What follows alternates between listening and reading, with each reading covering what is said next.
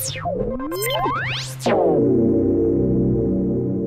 up guys, it's me Omar from geeksterlabs.com, and today I have a review for you of Jurassic World. Now guys, I just got out of the screening of Jurassic World, and all I have to say is this movie is awesome. Now, I know the first question that probably most people are going to ask is this movie as good as Jurassic Park? And of course the answer to that is no, of course it's not. To be able to capture the magic that was Jurassic Park is almost impossible. That movie is very near and dear to me. That movie came out when I was probably about 11 or 12 years old, so I still remember seeing that movie for the first time in the theater. I saw it multiple times in the theater, and to be able to capture that same magic and the same, sense of that movie, and to put it into Jurassic World is probably not even possible. But with that being said, this movie is still a great movie. So let's talk about the synopsis before we get into the actual review and what I think about the movie. This movie takes place 20 years after the first movie in Jurassic Park, okay?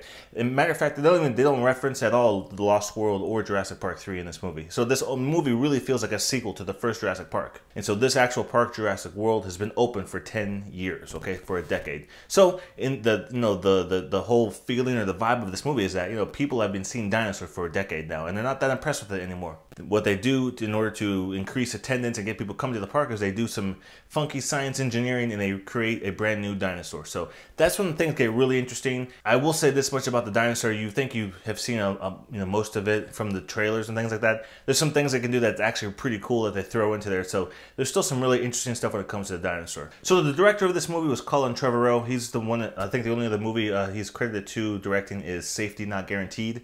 This movie, the executive producer of this movie was Steven Spielberg, so you can really tell, and it had a really similar vibe and feel to the very first movie, the first Jurassic Park. And I'm assuming Steven Spielberg had a hand in that being the case. All the cast did a really good job. The people that stood out, obviously Chris Pratt is one of the main characters. Bryce Dallas Howard, she's the other character. There was probably something there at one time. They went on one date, but she's obviously the very uptight, straightforward business lady, and he's kind of like the laid-back, chilled kind of dude. So their chemistry between them was kind of weird. I didn't quite buy it very much. Obviously, they kind of make them to be kind of like a love interest, but not really. And they don't really have the chemistry for it. It's never really quite believable. The movie starts out with these kids, and they're focused on these kids, and you can tell they're coming from a broken home where their family is kind of like the husband and the wife. Things aren't going too well with them, okay? So then I guess to help the kids get away from that, they send them to Jurassic World, where Bryce Dallas Howard is their aunt, and she's going to take care of them and show them around and show them a really good time and whatever, okay?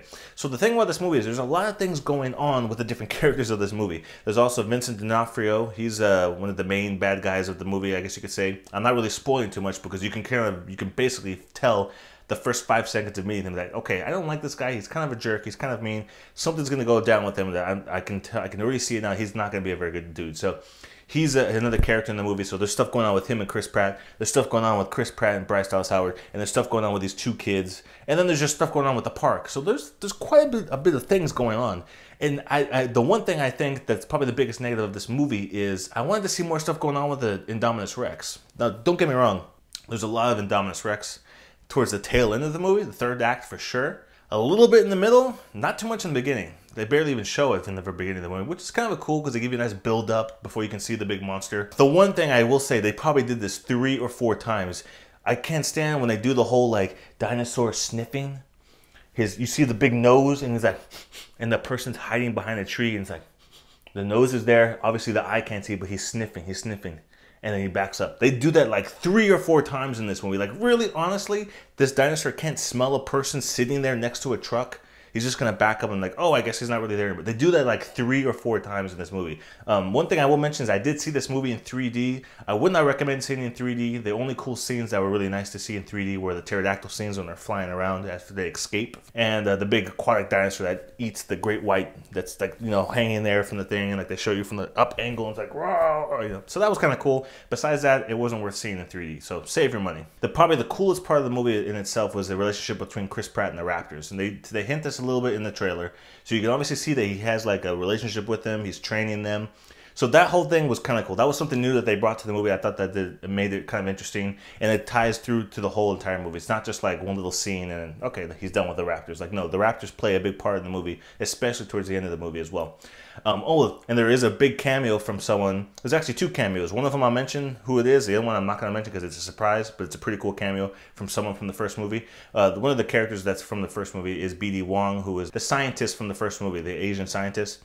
He's also in this movie, and he's the one that's actually been engineering this dinosaur that they've created. And so there's some things that they hint to regarding him that show you that there's something leading to something else that's going to be a sequel, obviously, because this is a franchise. They're rebooting pretty much the whole franchise. The only thing I would probably say the negative that I thought was that there was, you know, all these different characters. There's all these subplots. I would have honestly just preferred Chris Pratt, Bryce Dallas Howard, and Indominus Rex, and not all these other things. Like the big dinosaur attacking people is enough of a thing, but they had to throw the whole Vincent D'Onofrio. He has a hidden agenda. He's almost like Nedry from the first Jurassic Park, the hacker guy that tries to steal the embryos and put them in the can of shaving cream.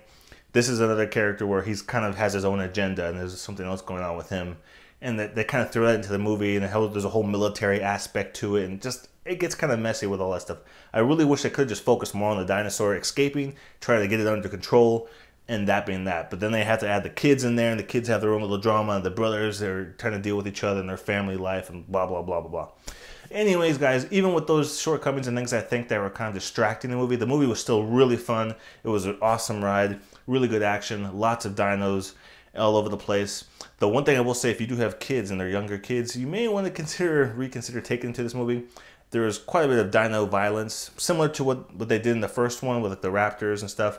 But there's a little bit more, and they show some of that in the trailer with like the Indominus Rex like eating people and chasing after and grabbing up. Nothing that's super hardcore, like really bloody gory or anything like that. But if you have little kids, they're probably gonna have a good amount of nightmares after this movie if they're younger. So just one thing to put out there for you guys to keep in mind. Overall, I really enjoyed this movie. I definitely probably wouldn't see it more than once. I would probably give this movie about a B+ if I had to rate it. I don't believe it's rated on Rotten Tomatoes yet, but if I was going to rate it on Rotten Tomatoes, probably put it like in the 70s, high 70s, 78, 75, somewhere in there. It's definitely not as good as the very first movie, but I don't think you should expect it to be, because that's just like a special movie that would be really hard to recreate that magic that they had in the first movie. But it's definitely a summer blockbuster movie. If you guys can, go to the theater and watch it on the big screen with loudspeakers instead of waiting for it to come on Blu-ray, because it won't be the same experience as it is in the theater. Save your money, don't waste it on 3D. And that's pretty much it. So if you guys have any questions about this movie or this review, post them down below. I want to hear what you guys have to say. If you have seen the movie, let me know what you think about it. Am I right? Am I wrong on certain things? Or are there certain things that you didn't like about it? Let me know in the comments below. I want to let you guys know I have another review coming up this Thursday. I'm going to go to a screening to see Inside Out from Pixar. From what I hear, this movie is awesome. I think it's rated 100% right now on Rotten Tomatoes, which is unbelievable. So I'm really looking forward to checking that out. I'm taking the girls to go see that. So on Thursday, I'll have another movie review for that coming to you. And that's it for today. So if you guys enjoy these movie reviews, make sure you subscribe to my YouTube channel so you can be alerted to when I post new ones that are coming up. I plan on seeing a bunch of different movies this summer and hopefully being able to get into some early screenings so I can let you know about the movie before it actually launches to the public. And you can decide whether or not you want to see it, okay? Anyways, guys, that's it for me today. Make sure you subscribe, rate, and comment, and I'll see you guys in the next review.